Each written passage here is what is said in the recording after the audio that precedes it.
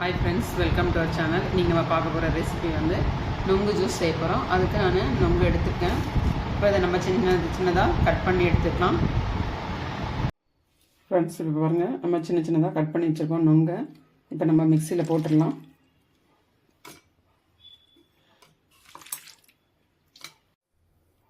ஏழு எட்டு முந்திரி பருப்பு எடுத்திருக்கேன் நான். இது ரோஸ்டட் பண்ணது.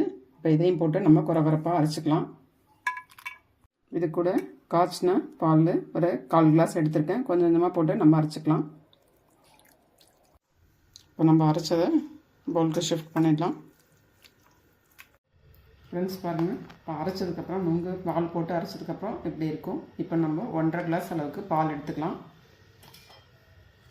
காய்ச்சி ஆறுன வச்சுன பால் 1.5 கிளாஸ் எடுத்துக்கலாம்.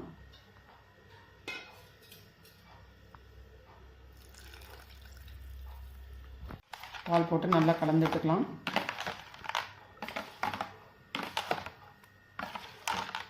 இப்போ நம்ம சர்க்கரை வந்து எடுத்துக்கலாம். சர்க்கரை வந்து ஒரு 50 கிராம் எடுத்திருக்கேன். அதையும் போட்டுக்கலாம். 50 கிராமே போதுமானது. ஏன்னா உங்களுக்கு நொங்குலேயே கொஞ்சம் டேஸ்ட் இருக்கும். அதனால் சர்க்கரை ஒரு 50 கிராம் எடுத்தால் போதும். பாருங்கள், நொங்கு ஜூஸ் தயார்.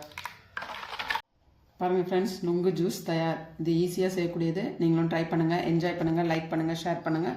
ஹைடெக் ரெசிபி சேனலுக்கு மறக்காமல் சப்ஸ்கிரைப் பண்ணிவிடுங்க. Thank you friends.